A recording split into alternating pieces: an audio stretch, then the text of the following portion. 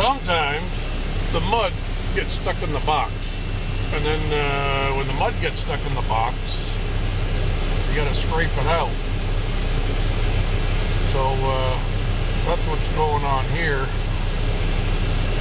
Getting the mud scratched out of the box. What? Because it ends up piling up, and then it makes the box unstable when you raise it high. So,